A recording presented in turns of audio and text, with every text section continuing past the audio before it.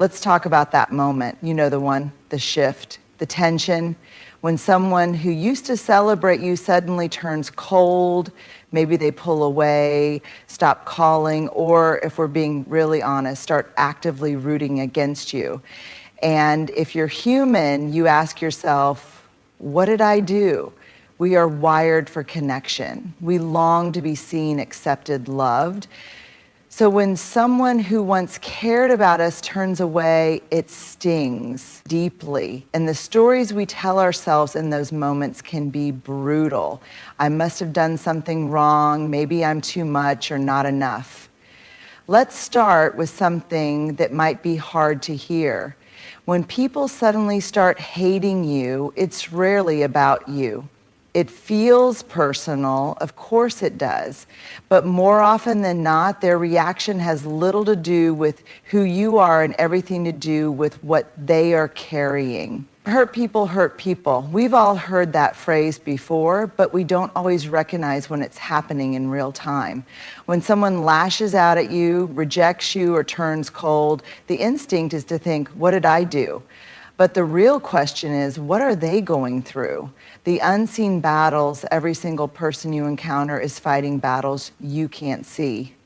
Old wounds, unspoken fears, insecurities they keep buried because facing them would be too painful. And when they experience discomfort, when something about you reminds them of what they haven't healed, they project that pain outward. Let me give you an example.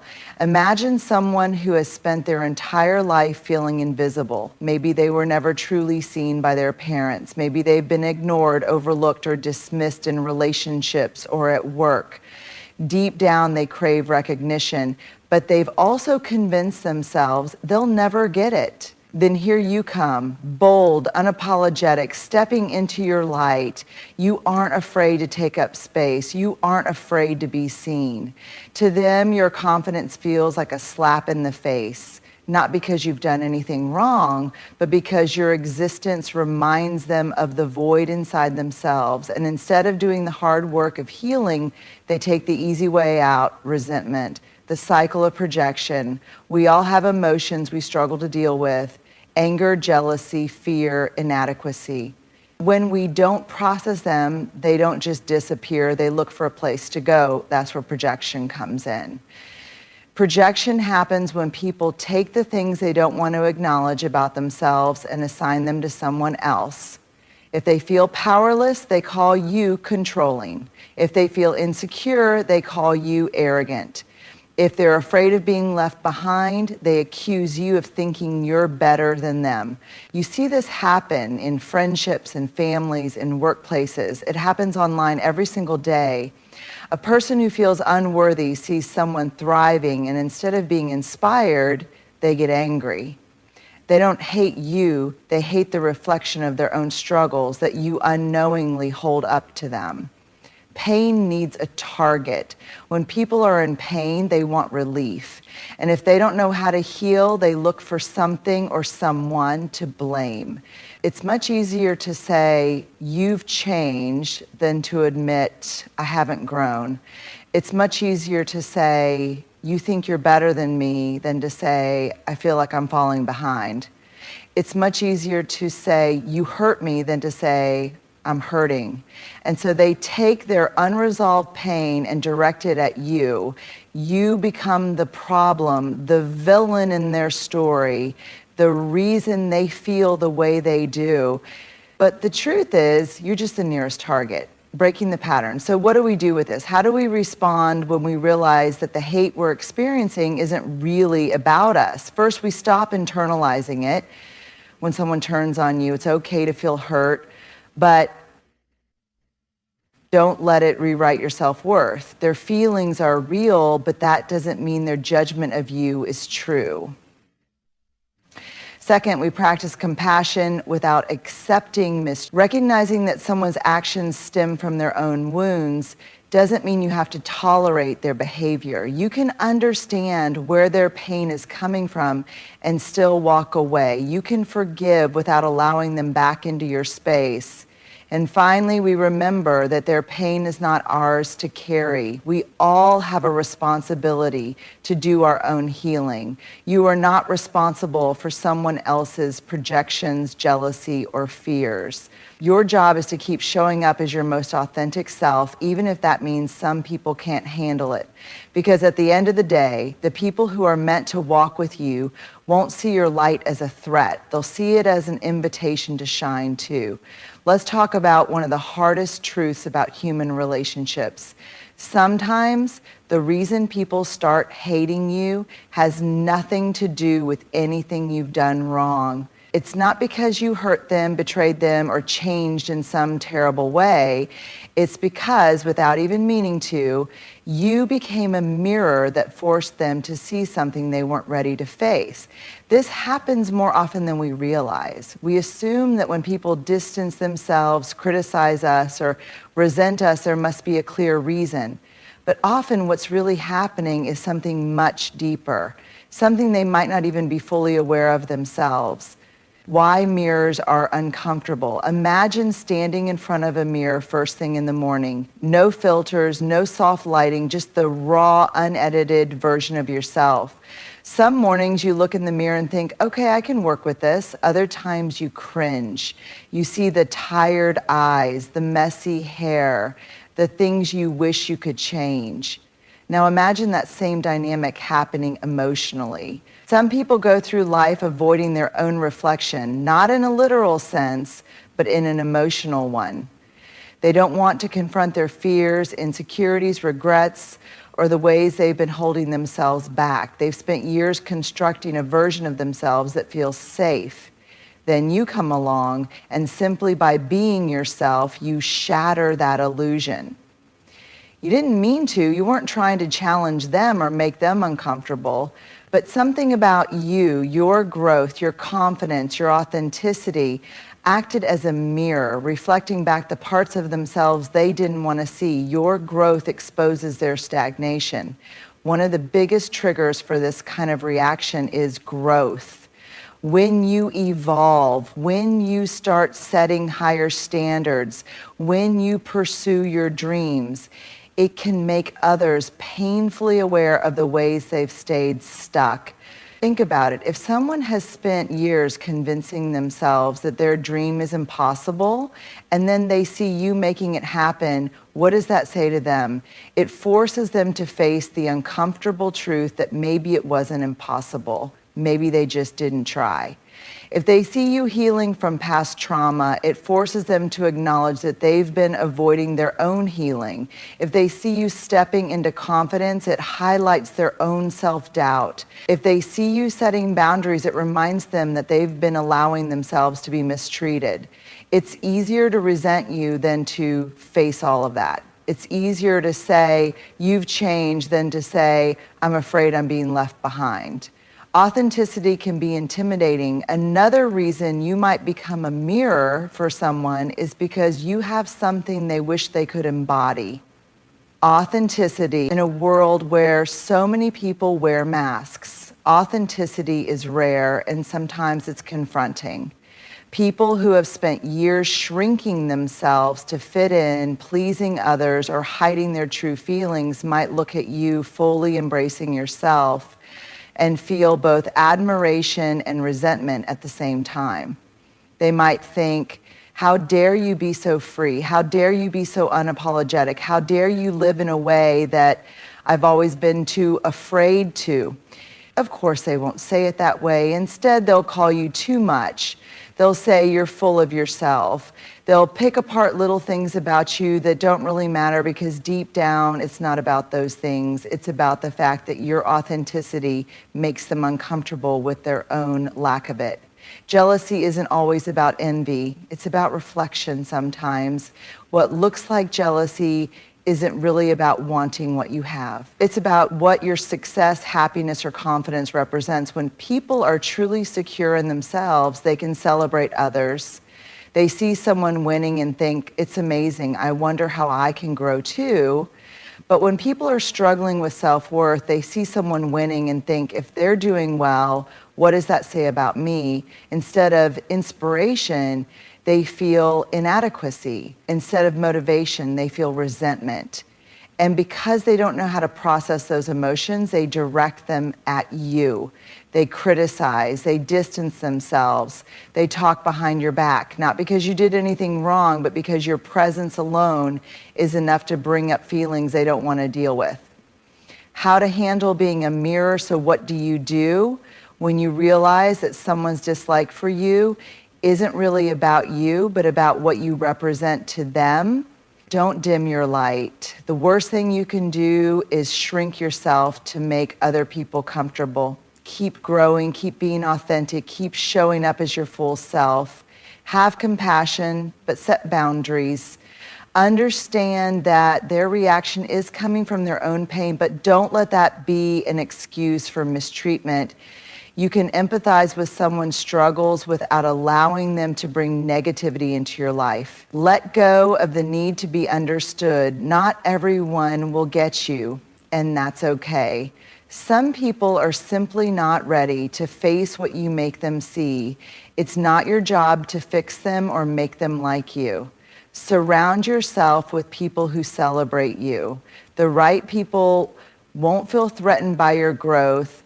They won't see your confidence as arrogance or your success as a personal attack. Find those people, pour your energy into them. At the end of the day, you can't control how people see you, but you can control how you respond. So keep being a mirror, but not for their insecurities. Be a mirror for possibility. Be a reflection of what's possible when you live in alignment with who you truly are, and let those who are ready for that light find their way to you. Let's get real for a moment.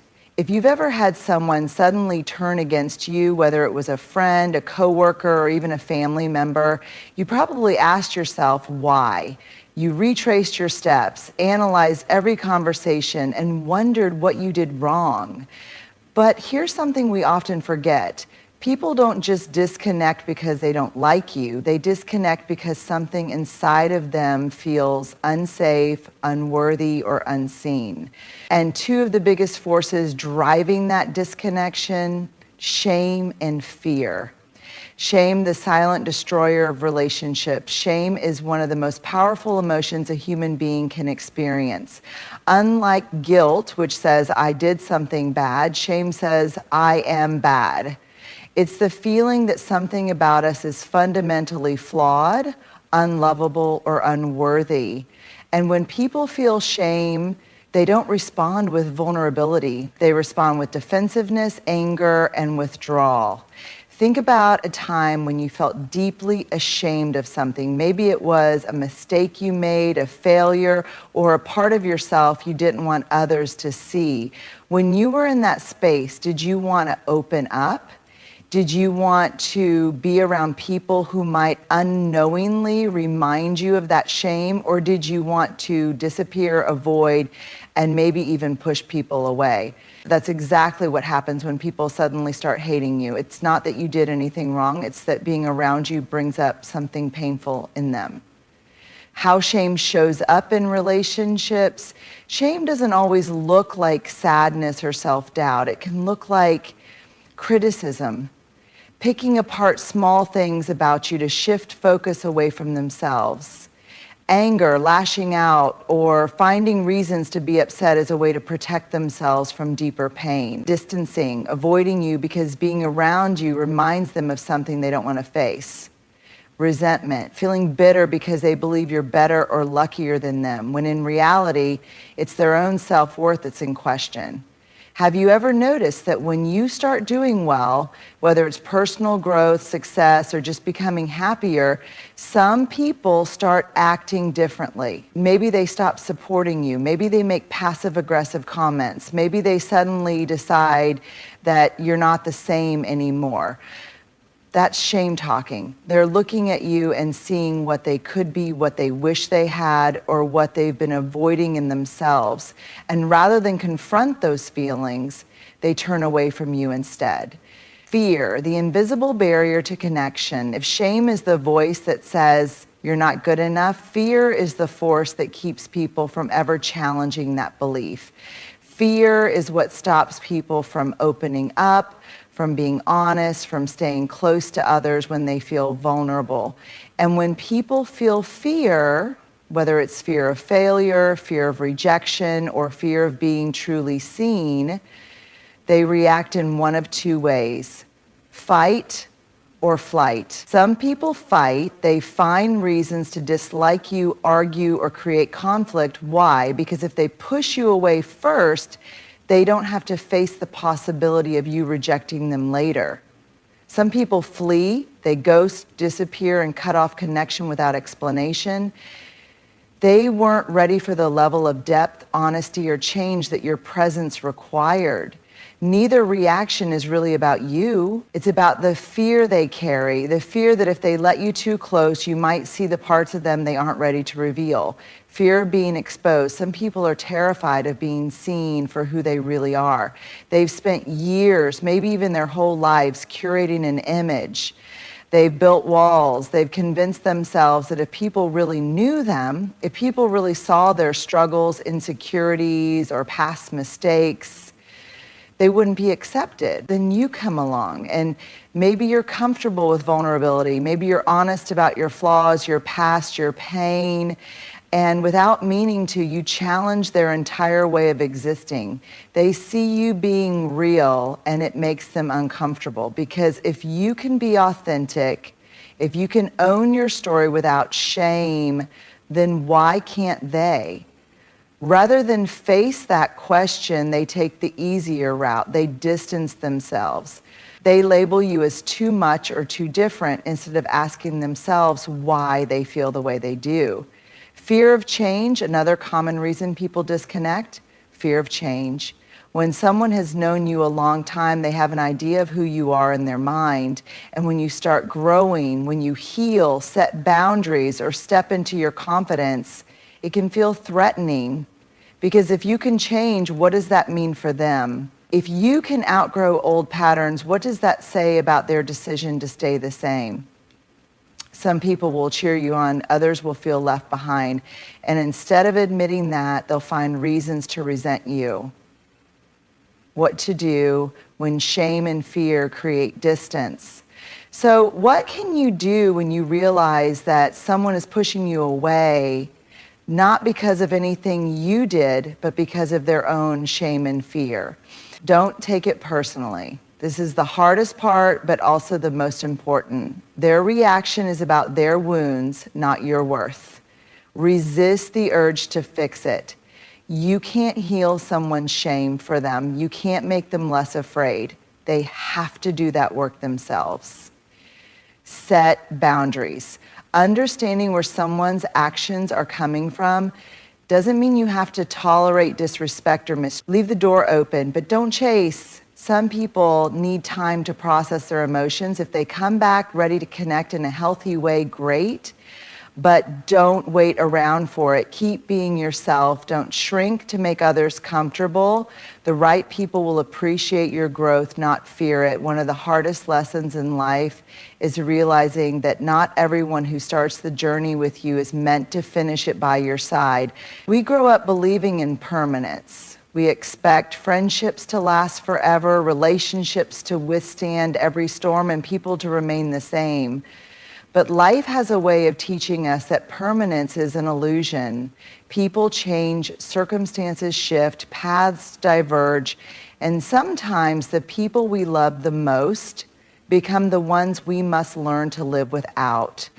At first, this feels like loss. It feels like failure. We ask ourselves, what went wrong? What did I do? Why did they leave? But the deeper truth is that some people come into our lives for a season, a lesson, or a specific purpose, not for forever. And that's okay. The illusion of forever, we've all heard phrases like best friends forever and soulmates are eternal. And while those sentiments are beautiful, they aren't always realistic. The truth is, most relationships in our lives, whether friendships, romantic partnerships, or even family bonds, are not built to last indefinitely. Some people are here to walk with us through a certain phase of life. Maybe they're meant to help us grow, to challenge us, to support us when we need it most. But just because someone was perfect for one chapter of your story doesn't mean they're meant to be in all of them. Think about the friendships you had when you were younger. Some of them might still be strong, but others faded, not because of betrayal or wrongdoing, but because you grew in different directions. You changed and so did they, and that's a natural part of life.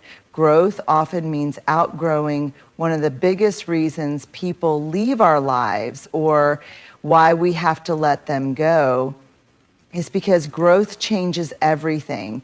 When you start evolving, when you heal, when you step into your confidence, when you chase your dreams, not everyone will be able to come with you. Some will feel inspired, but others will feel threatened. They might say things like, "You've changed," as if staying the same forever was the goal. "You think you're better than me," when all you did was choose a different path. We don't connect like we used to because the things you once bonded over no longer resonate with you. And it hurts. It hurts when people you once loved don't celebrate your growth. It hurts when those you thought would be in your life forever suddenly feel distant. But the truth is, not everyone is meant to grow with you. Some people are content staying where they are, and that's their choice. But it doesn't mean you have to stay there too. When distance becomes necessary sometimes, people don't leave your life, you have to be the one to walk away. And that can be just as painful, if not more. You might find yourself in relationships that no longer feel healthy, friendships that drain you more than they nourish you, family connections that are built on obligation rather than love. And even though the idea of leaving feels unbearable, staying is even worse. This is where boundaries come in. If a friendship only thrives when you shrink yourself, it's not a friendship, it's a cage. If a relationship makes you question your worth more than it reminds you of it, it's not love, it's control. If a family member expects loyalty at the cost of your peace, it's not respect, it's manipulation. Walking away doesn't mean you don't care. It doesn't mean you wish them harm. It simply means that you refuse to betray yourself for the sake of keeping people close. Letting go without bitterness, one of the most important lessons in accepting that not everyone is meant to stay, is learning to let go without resentment. It's easy to feel angry when someone leaves your life, to think, how could they walk away?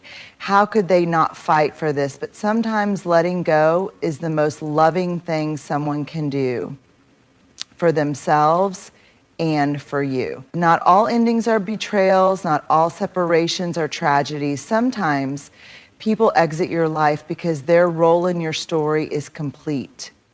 And if we hold on too tightly to what was, we miss the beauty of what is still to come.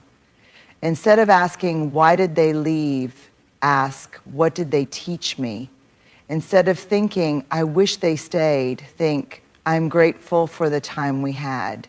Instead of resenting their absence, find peace in the idea that they were never meant to stay forever. The right people will stay. The beautiful thing about life is that while some people leave, others arrive. The ones who are meant to walk with you through the long haul will stay. They won't fear your growth, they'll celebrate it. They won't feel threatened by your success, they'll cheer for you. They won't require you to be anything other than your authentic self. And those are the people who matter. Those are the ones to pour your love and energy into. So if you find yourself losing people, if friendships are fading, relationships are ending, or distance is growing, know this. It's not a sign that you're failing. It's a sign that you're evolving, and the right people, they'll always make room to walk beside you. One of the hardest things about setting boundaries is that to some people, it won't feel like self-care. It will feel like betrayal. If you've ever drawn a line to protect your peace, stepped back from a toxic dynamic, or said no when you once said yes, then you've probably experienced the emotional backlash that comes with it. The guilt, the second guessing, the accusations. You've changed. You're being selfish. I thought I could count on you. It's painful because in your heart, you know you're not trying to hurt anyone. You're simply choosing yourself in a way that you never have before. But the truth is, people who have benefited from your lack of boundaries will always see your limits as an attack. Why boundaries feel like betrayal. To understand why boundaries can feel like betrayal, we first have to understand the silent agreements that exist in relationships. Every relationship, whether it's with a friend, partner, family member, or coworker, operates on unspoken rules. These rules are created over time, shaped by how we show up for each other. For example, if you've always been the friend who drops everything when someone needs you, people come to expect that.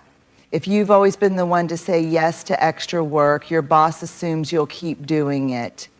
If you've always tolerated mistreatment from a family member, they believe they can continue treating you the same way. The moment you start setting boundaries, you break these unspoken agreements. You challenge the dynamic that others have grown comfortable with. And for some people, that shift feels like a personal betrayal, even though it's actually an act of self-respect. The guilt of changing the rules, let's be honest, setting boundaries isn't just hard for other people, it's hard for us too. If you've spent your life being a people pleaser, fixing things for others, or keeping the peace at the cost of your own well-being, then setting boundaries will feel unnatural at first. It will feel uncomfortable. You might think, am I being too harsh? What if they think I don't care? What if I lose them? And that's the real fear, isn't it? That by choosing yourself, you might lose the people you love. But here's what you have to remember. People who truly love and respect you will never require you to abandon yourself to keep them happy. Boundaries reveal who belongs in your life. One of the hardest truths about setting boundaries is that some people will leave when you enforce them. They'll pull away, they'll lash out, they'll make you feel like you did something wrong. Not because you actually did, but because your boundaries challenged their comfort. And as painful as that is, it's also a gift. Because boundaries don't push away the wrong people, they reveal them. Think about it. A real friend won't be upset that you need space. They'll respect it. A healthy partner won't resent your boundaries, they'll appreciate them. A loving family member won't punish you for setting limits, they'll try to understand them. People who leave because of your boundaries were never in your life for the right reasons to begin with. They were there because of what you gave them, not because of who you are. The difference between guilt and growth: when you start enforcing boundaries, you will feel guilt. But guilt is not the same as wrongdoing. Guilt is simply a sign that you're stepping out of old patterns. It's the discomfort of breaking cycles that have kept you stuck. It's the growing pain of learning to put yourself first. Instead of asking, am I being selfish? Ask, am I being fair to myself? Instead of wondering, what if they leave? Ask, what if I keep betraying myself just to keep them? Growth always requires some level of discomfort. And when you start prioritizing yourself, not everyone will understand it, but that's okay, because the people who are meant to be in your life won't ask you to sacrifice yourself to make them comfortable. How to handle people who see your boundaries as betrayal? If you're struggling with people who see your boundaries as a personal attack, here's what you need to remember. You are not responsible for their reaction. You can set a boundary with kindness, with love, and with respect, but you cannot control how someone chooses to receive it. Stand firm even when it's hard. The first time you set a boundary, people might test it. They might try to guilt trip you, push back, or act like they don't understand. Stay firm. If you backtrack, you teach them that your boundaries aren't real. Don't over-explain.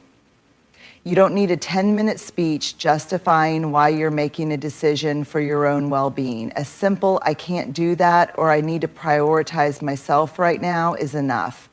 Let go of the need to be liked. Some people will be upset. Some might distance themselves. That's not a reflection of your boundary, it's a reflection of their inability to respect it. Recognize the people who stay. Not everyone will walk away. Some people will surprise you by adjusting, respecting, and even appreciating your boundaries. Focus on those people. Boundaries are a form of love. At the end of the day, boundaries are not about pushing people away. They're about creating relationships that are built on mutual respect, honesty, and emotional well-being. They are a way of saying, I love you, but I love myself too.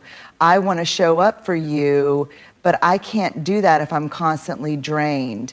I care about this relationship, but it has to be healthy for both of us. The people who truly care about you will not see your boundaries as betrayal. They will see them as an opportunity for a stronger, more honest connection. And those who don't, they were never truly in your corner to begin with. One of the most liberating truths you will ever accept in life is this: you are not for everyone, and that's okay. For much of our lives, we are taught to seek approval. We try to be liked, to fit in, to make sure we are accepted by as many people as possible. And when someone doesn't like us, it stings. We take it personally. We wonder what we did wrong. But the truth is, no one is universally liked. No one, not the kindest person, not the most generous soul, not the most talented individual. There will always be people who don't understand you, who don't see your value, or who simply don't vibe with who you are. And that's not a reflection of your worth, it's a reflection of human nature. So instead of exhausting yourself trying to be everything for everyone, focus on being you, unapologetically, authentically, and wholeheartedly. The right people will love you for it, and the wrong ones, they were never meant to be part of your journey anyway. The burden of being a people pleaser, many of us spend years, even decades, trying to be what we think others want us to be. We shape-shift, adjusting our personalities depending on who we're with. We shrink parts of ourselves that we fear others won't accept. We say yes when we want to say no and tolerate things that make us uncomfortable, all in the name of being liked. And it's exhausting because no matter how much you try, no matter how carefully you mold yourself, you will never be able to please everyone. Think about it. Some people love loud, outgoing personalities. Others find them overwhelming. Some admire ambition and confidence. Others see it as arrogance. Some value deep conversations. Others prefer surface-level small talk. No matter who you are, there will always be someone who thinks you're too much or not enough. And if you live your life trying to meet everyone's expectations, you'll lose sight of your own identity in the process. Rejection doesn't mean you're unworthy. One of the hardest things to accept is that not everyone will like you. Some people will misunderstand you. Some will judge you unfairly. Some will simply not vibe with your energy, and that's okay. Rejection doesn't mean you're not good enough. It doesn't mean you're unworthy. It doesn't mean there's something wrong with you. It simply means that you are not meant for that person, that group, that environment, and forcing yourself to fit where you don't belong will only make you miserable. Think about it this way. Do you like everyone you meet? Probably not. Not because they're bad people, but because not everyone aligns with your personality, your values, or your energy. And that's okay.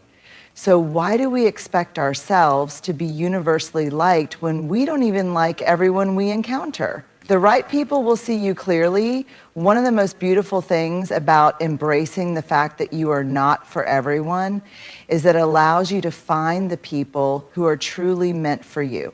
When you stop trying to be everything to everyone, you make space for relationships that are built on genuine connection. You attract people who appreciate you for who you actually are, not who you pretend to be.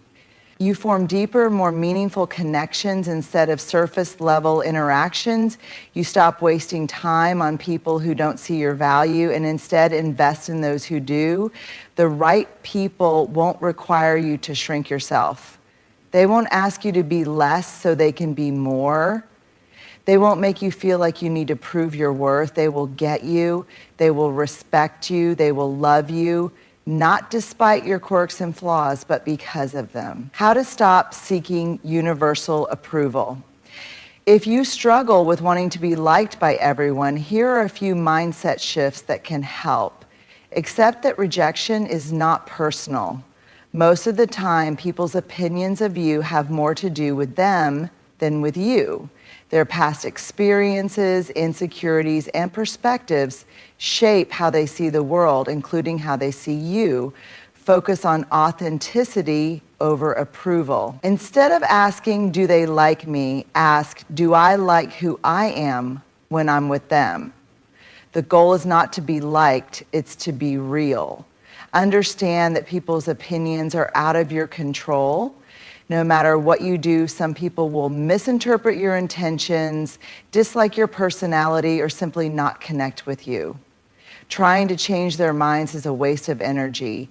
Prioritize your peace over people-pleasing. Constantly seeking approval is exhausting. Instead, focus on relationships that bring you joy, not ones that require you to perform. Surround yourself with those who celebrate you. The right people will make you feel seen, valued, and loved. They won't make you question your worth. Letting go of the need to be for everyone. There is something incredibly freeing about letting go of the need to be universally liked. When you embrace the fact that you are not for everyone, you stop wasting energy on the wrong people. You stop bending over backward for approval that doesn't matter. You stop seeking validation from those who will never give it to you. And in doing so, you make room for something better. Better relationships, better self-respect, better peace of mind. So if someone doesn't like you, let them go. If someone doesn't understand you, that's okay. If someone thinks you're too much or not enough, that's their perspective, not your truth. Because at the end of the day, you are not for everyone. And that's okay. The right people, the ones who truly matter, will see you, love you, and stand beside you exactly as you are. At some point in life, you will experience the sting of sudden rejection, the weight of misplaced hatred, and the discomfort of setting boundaries that others don't understand. You will be misunderstood, you will be judged, you will outgrow people, and people will outgrow you. And in those moments, it is easy to question yourself, to wonder if you should change, if you should shrink, if you should go back to who you used to be just to make others comfortable. But here's what you need to remember. You are not responsible for how others perceive you. You are only responsible for being true to yourself. Hate is often misplaced pain. People project their fears, their insecurities, and their unhealed wounds onto others. Sometimes you are merely a mirror reflecting something they don't want to face. But their reaction is not your burden to carry. Shame and fear drive disconnection. When people feel threatened, when your growth reminds them of what they've avoided in themselves, they may push you away. And that's okay. Not everyone is meant to stay. Some relationships are seasonal, and losing people is not always a failure. It's often a sign that you're evolving. Setting boundaries will feel like betrayal to those who benefited from your lack of them. But self-respect is not selfish. You cannot continue to give from an empty cup, nor should you sacrifice your peace just to keep others comfortable. And most importantly, you are not for everyone, and that's okay. Some people will not understand you, some will not like you, and that is not a reflection of your worth. It is simply the reality of being human. You were not put on this earth to be universally loved. You were meant to be authentically you, boldly, unapologetically, and wholeheartedly. So let people misunderstand you, let them walk away, let them think what they will. The right people, the ones who truly matter, will see you clearly, respect your boundaries, and love you for exactly who you are. And those are the only ones worth keeping.